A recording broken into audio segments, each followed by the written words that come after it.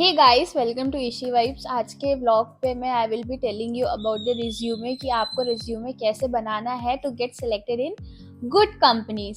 Basically the first question is what is resume.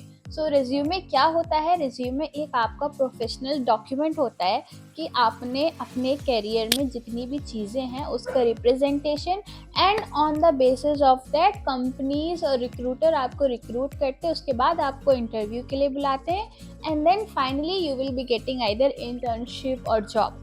सो या अब हम देखते हैं कि आपको डूज और डोंट्स क्या करने होंगे आपके रिज्यूमे में। So I will be giving you few important tips how to create your resume.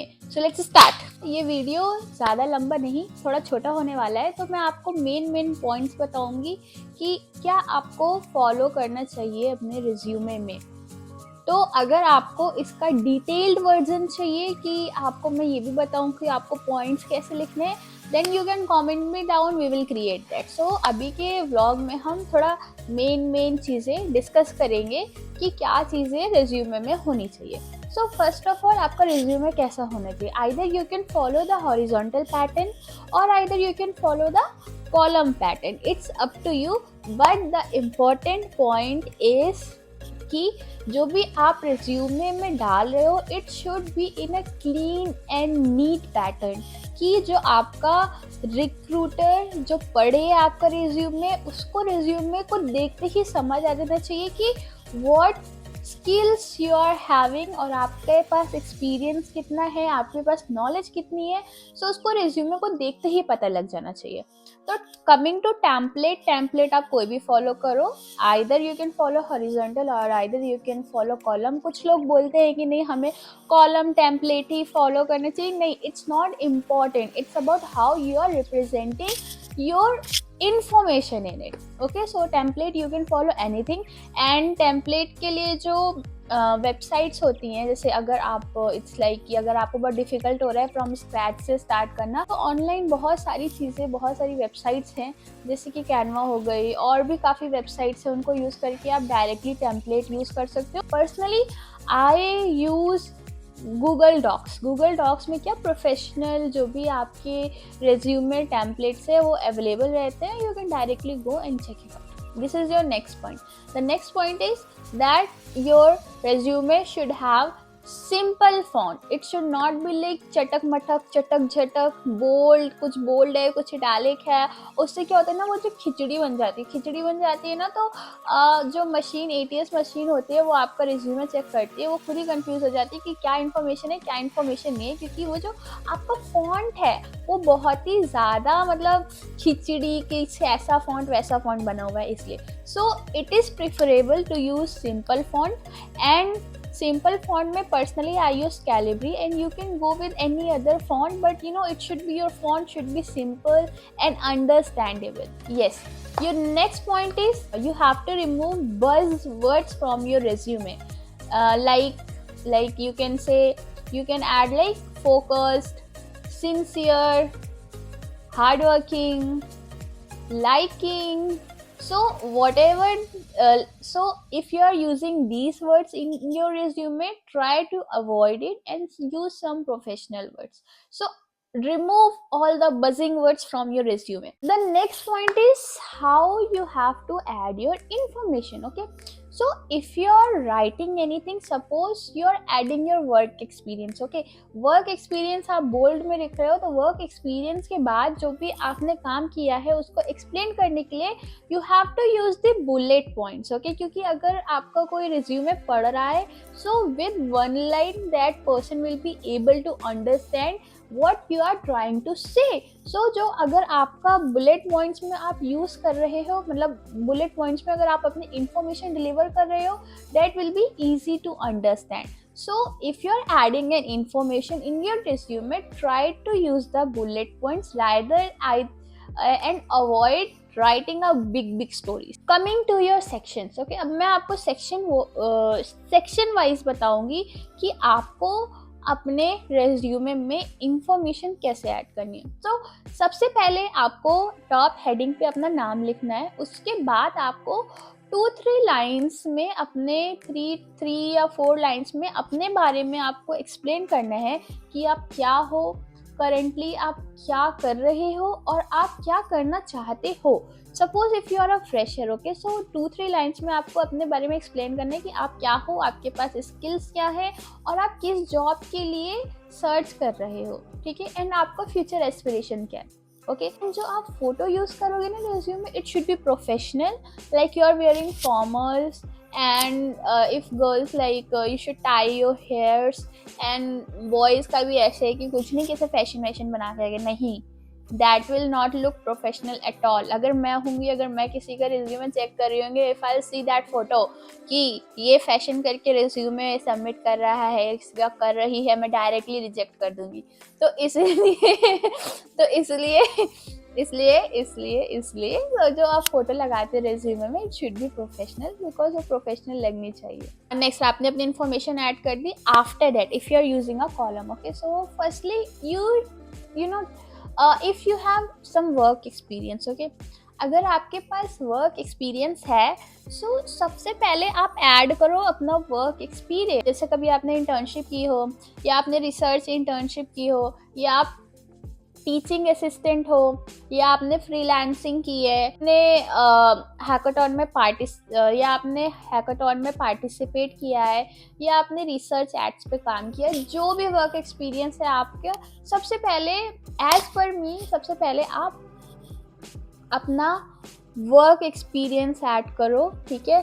Suppose if I am working in Accenture, I will right I am like currently from that this day to this day I'm working in Accenture, and at what technologies and what is my role in the company, I will be writing that in bullet points, okay। So same way, आप अगर working experience हो तो आप अपना experience ऐसे add कर सकते हो। and if you are a fresher, आपने अगर कभी कोई internship की हो, या आप teaching assistant हो, या कुछ भी ऐसा कुछ काम किया हो, you can add that, ठीक है। now after work experience, what you can do, you can add other things, okay। ये हमने explain कर दिया अपना working experience, ठीक है। अब वर्किंग एक्सपीरियंस के बाद आप क्या ऐड कर सकते हो, ठीक है। वर्किंग एक्सपीरियंस के बाद आप ऐड कर सकते हो अपनी एजुकेशन, ठीक है। आप अपनी एजुकेशन ऐड कर सकते हो कि आपने बैचलर्स की है, मास्टर्स किया है, या पीएचडी की है, तो ये सारी चीज़ें आप एजुकेशन में अपने ऐड कर सकते हो। फिर आप ऐड कर सकते हो अपने स्किल्स, ठीक है, कि आपके पास क्या स्किल इन टर्म्स की आपको ऐड करना है। Suppose if you are applying for a software engineering job, तो आपको ऐड करना है कि what languages you know, C plus plus, Java, front end, back end. So जो भी आपकी स्किल सेट है, आप वो चीज़ स्किल्स में ऐड कर सकते हो, ठीक है। उसके बाद आप ऐड कर सकते हो अचीवमेंट्स, ठीक है। अचीवमेंट्स मतलब आपने अपने कॉलेज लाइफ में कुछ अचीव किया हो, या आपने कि आपके पास वर्क एक्सपीरियंस है, उसमें आपने कुछ अचीव किया हो, सो वो सारी चीज़ें आप अचीवमेंट्स के अंदर डाल सकते हो। नेक्स्ट, आप ऐड कर सकते हो अपने projects, like basically it is more for like fresher people. जैसे अगर आपके पास वर्क एक्सपीरियंस नहीं है, तो obviously you have to do something, right, you have to write something in your resume. तो अगर आपके पास वर्क एक्सपीरियंस नहीं है, so please add projects in your resume, क्योंकि अगर आपके पास वर्क एक्सपीरियंस नहीं है, तो जो आपका रिक्रूटर होगा उसको पता होना चाहिए कि आपके पास इस चीज़ पे नॉलेज है, और वो कैसे पता करेगा कि आपके पास इस चीज़ की नॉलेज है, वो आपके प्रोजेक्ट्स को देख के पता करेगा। तो प्रोजेक्ट्स आप ऐड कर सकते हो अगर आपके पास वर्क एक्सपीरियंस नहीं है। इवन दो अगर आपके पास वर्क एक्सपीरियंस भी है, तब भी आप प्रोजेक्ट्स ऐड कर सकते हो। ये आपका प्लस पॉइंट हो जाएगा आपके रिज्यूमे में कि आपके पास एक्सपीरियंस तो है ही है, एंड अपॉन दैट आपने खुद के प्रोजेक्ट्स पे भी काम किया है। So projects you can add, and projects के बाद you can add your like अगर जगह इधर उधर बच गई तो you can add your hobbies. अब हॉबीज में ये मत लिख देना I like dancing, I like singing. So नहीं, जो आपकी हॉबीज है, इस हॉबीज से रिक्रूटर या कंपनी का क्या फायदा होगा? कोई फायदा नहीं होगा ना, अगर आपको डांस आ रहा है या आपको सिंगिंग आ रही है। जैसे आजकल रील्स और मीम्स बन रहे हैं ना कि क्या कहते हैं, अगर उसमें मैंने लिख दिया माई हॉबी इज डांसिंग, तो मैनेजर डांस करने के लिए बोल रहा है।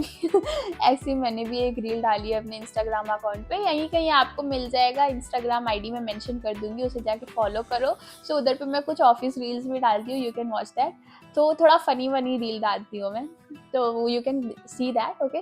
फिर उसके बाद हाँ, मैं कहाँ पे थी, मैं ये बता रही थी कि हॉबीज में you should not add irrelevant skills, like irrelevant hobbies. हाँ, तो आप ऐसी हॉबीज ऐड करो जो कंपनी के लाइक कंपनी के बेनिफिशियल हो। जैसे कि यू कैन ऐड कि यू लाइक कोडिंग, है ना, in free time you like to participate in hackathons, okay. So ऐसी चीज़ें आप ऐड कर सकते हो हॉबीज में। एंड कुछ लोग ये भी ऐड करते हैं ना कि आई लाइक रीडिंग, ठीक है। अगर इंटरव्यूअर को आपने हॉबी में लिख दिया आई लाइक रीडिंग, ठीक है, तो interviewer will be asking you currently आपने कौन सी बुक रीड की है, this can be asked, okay. So फिर वो आप कोई भी बता दोगे नॉवल, ठीक है, सपोज आपने नहीं पढ़ी, ठीक है, फिर आप बता दोगे आपने ये नॉवल आपने रीड किया। फिर अगर इंटरव्यूअर को पता होगा, so interviewer can ask you the like something from that novel, okay. So hobbies भी आप ऐसी ही ऐड करना जो आपको सच में अच्छी लगती हो और जो आपने सच में की हो। तो पूरे रिज्यूमे में कुछ भी ऐसा मत ऐड करना कि जो आपको नहीं पता हो। आपको अगर वो चीज़ पता हो तो ही ऐड करना, वरना मत ऐड करना रिज्यूमे में कुछ। सो मैंने आपको सारी चीज़ें बताया, मतलब जितना मुझे पता है अपने नॉलेज के अकॉर्डिंग मैंने आपको डूज बता दिए क्या क्या करने थे। Now coming to don't, okay. In don'ts I would like to tell you very important thing कि जो आपका आप रिज्यूमे बनाते हो, सबसे पहले रिक्रूटर के पास जाने से पहले it will be going to ATS machine, it is an automatic machine, कि वो आपके रिज्यूमे में कुछ स्पेसिफिक कीवर्ड्स ढूंढते हैं, और अगर उसको वो कीवर्ड्स मिलते हैं तभी आपका रिज्यूमे आगे रिक्रूटर के पास जाता है, फिर रिक्रूटर के पास से इंटरव्यूअर के पास जाता है, then you will be getting a call for the interview. अगर आपने इंटरव्यू कवर कर लिया, then you will be getting selected for the company. So recruiter के पास जाने से पहले your resume will be going through the ATS machine, और ATS मशीन के से जब जाता है ना रिज्यूमे, तो बहुत लोगों का रिज्यूमे रिजेक्ट हो जाता है।